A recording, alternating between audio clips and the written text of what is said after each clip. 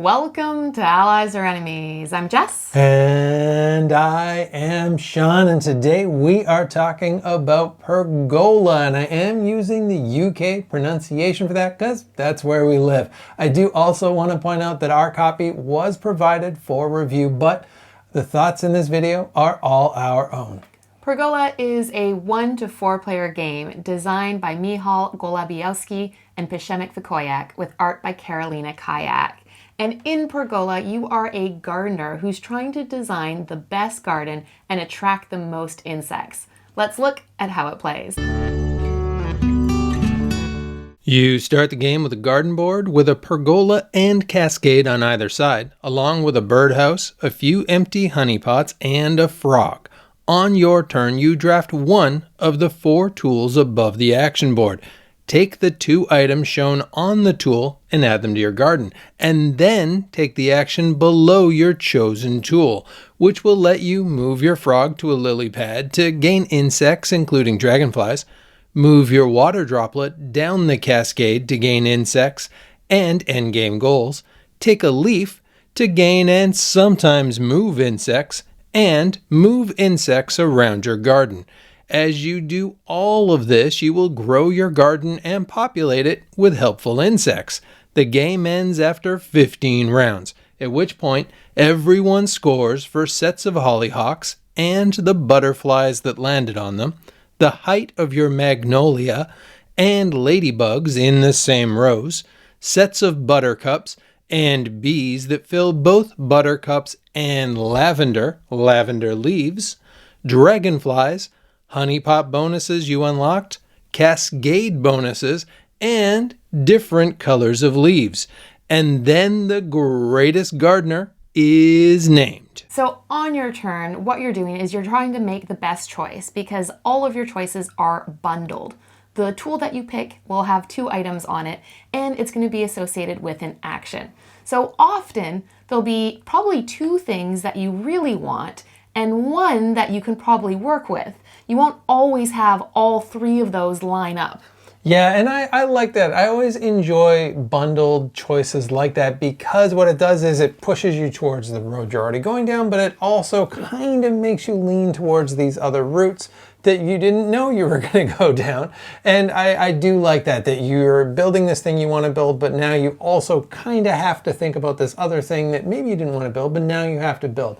It works pretty well here, and the actions as well are, I do feel like a couple are just kind of definitely a little bit better than the others, but I like that as well. If you want that new one that just came out, you're going to have to take the worst action in order to get it. Yeah, and that first action does get better later in the game, though, when you have insects that are just flying around that need a spot, or being able to move insects to better scoring positions as well. And I will say this is a very light game, and I do like that everything feels rewarding.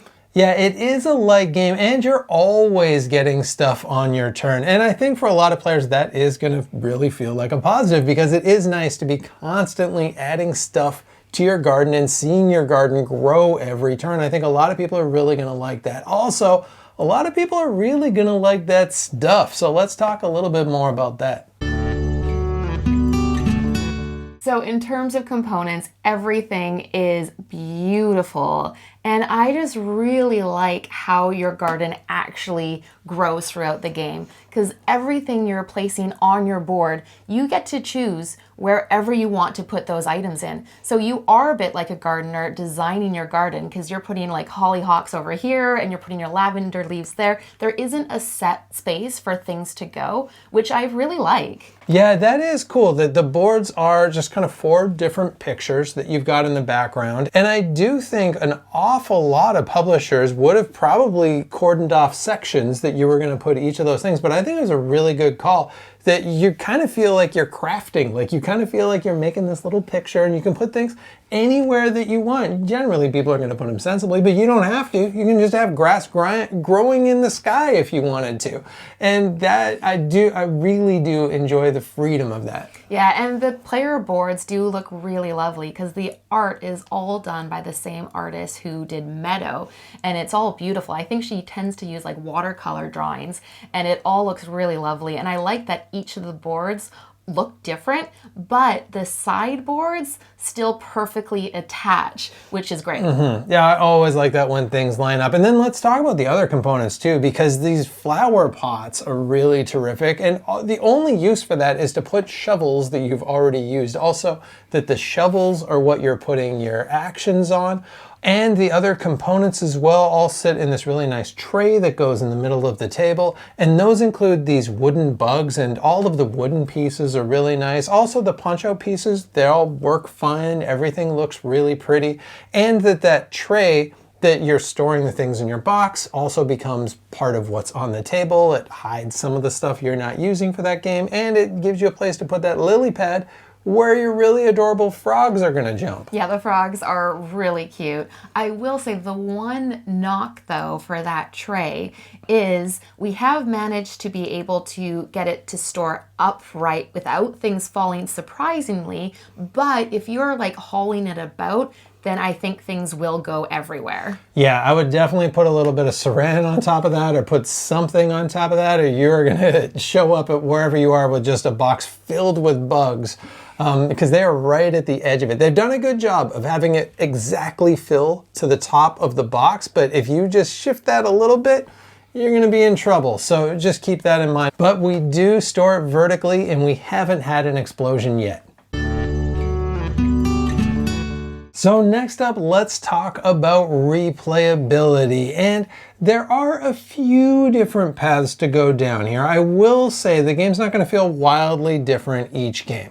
And you are generally going to do a little bit of everything, and you are always going to feel like you're getting stuff every turn, but that stuff will switch a bit because you do have those 4 major flower types. You've got 12 different scoring categories, and you're generally only going to get double digits in kind of a few of those.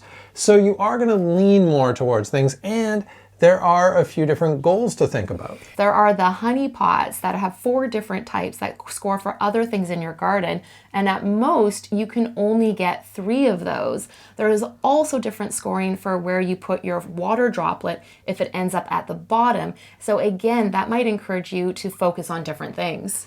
Yeah, and those things can kind of work together a little bit. There is also the dragonflies, and this is really the main point of interaction in the game.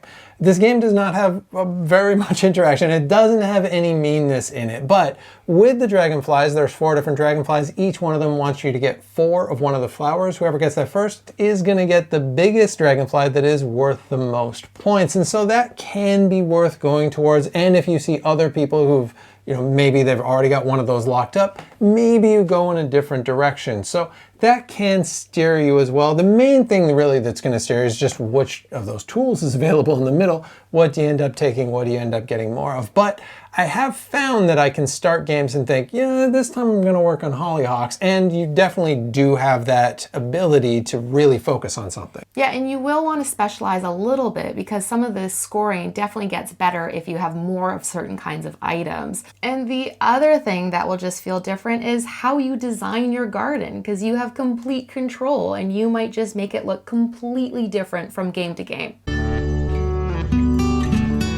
Pergola plays for 1 to 4 players, and it is going to be a little bit different at those different player counts. The biggest thing is that there's a different set of shovels that comes in for each different player count. So there's 4 different colors of shovels. You only use 2 of those in 2 players. What that means is that in 2 players, there's only a set amount of each kind of thing that is possibly available to you. So it's kind of a zero-sum game. If your opponent takes something, you're never going to get that thing. But in more players, there's just more opportunity to get those things. You can really specialize and really build a super tall magnolia or a whole bunch of hollyhocks or whatever it is that you want to focus on. Yeah, there will be more opportunity to take more of those just because more are included in the game. But everyone does tend to do a bit of everything. So it may not make like a massive difference. I will say that it does play quite quickly. So even at 3 or 4 players, it's not going to take, I don't think, more than an hour to play. No, I think an hour is the absolute outside, and that's really if everyone's, drinking a beverage and having a chit chat, which is really what this is really that sort of game where you're going to do that. But yeah, it does move very fast. And as we pointed out before, there isn't really a lot of interaction. So even with more players, I don't think people are really going to pick on you. At 2 players, maybe there's a little more of a chance to understand. Like, I know that Jess wants that pink buttercup to finish off that other pair of buttercups that she wants,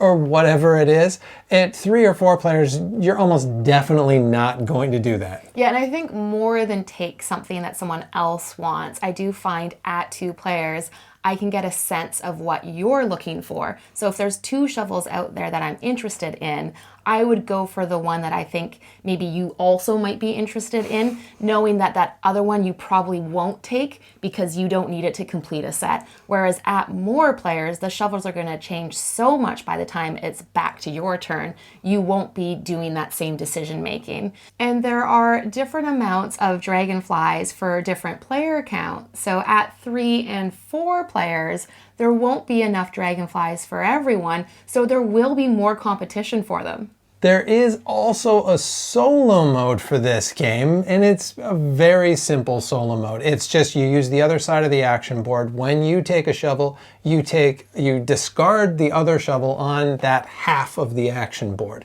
And that's it. Otherwise, this really is just a best score mode. It does say to pick one of these like 15 different challenges at the start, but they're all pretty easy, and it's actually a little bit more interesting to try and complete all 15 of the 15 challenges, because I think it might be possible, and I think that's probably the most interesting way, but once you've done it, you've kind of done it. So just think of this as more of a best score solo mode. So on to final thoughts, and this is a very beautiful game. So it's definitely going to appeal to people who like the thought of like actually building a little garden. Yeah, it is. This is kind of like a crafty game. Like, this is going to appeal to you if you like doing crafts, if you like making a little picture, if you want to just lay out your bugs and line up your magnolias, then this is going to be a game that you probably really enjoy. It's not going to be a game where you're really, taking stuff other people want. But what it is going to have is that every turn, you're going to get stuff that you like, you're going to add it to your garden's going to look a little bit prettier. Yeah, and it is really satisfying to do the set collecting, because if you can really manage to like maximize one of the areas you're focusing on, that can just feel really good. That said, there isn't necessarily a huge discrepancy in points because everything is rewarding, but you can definitely do better one game from another or better than an opponent. And that's going to be either a positive or a negative depending on what sort of player that you are, because the good side of that is a brand new player is not going to feel like they're probably going to lose. You can be better at this, that is for sure, but you're not going to get creamed. You're probably, even if you're brand new to this, you're going to lose by maybe 20 points. It's going to be like 100 to 80. You're not going to feel that bad about it. And I can't mention this enough, but the components are really cool. I love the wooden insects, and I love like the extra things that were put in unnecessarily, like the flower pots just for storing your shovels. And this is a really accessible game. You can bring new players in super easily. I think you barely even need a teach, because they can just start playing and adding things to their garden, and they can see on the scoring board how things will score at the end. Yeah, that's basically all you need to know. You just need to know those 4 actions. And then folks can just tell you as you go, oh yeah, put that flower on top of this flower, that goes like that. Even where all of the bugs go, that's got a nice little empty space that you just instinctively are gonna wanna fill. So I think really in the end, this is just, as we've kept on saying, you are gonna like it if you like doing crafty things and you like making that picture. And that is it. That is Pergola. Have you played it? What did you think? And what other gardening games would you recommend? Thank you so much for watching. And as usual, please like, subscribe, and hopefully we'll see you next time for another game.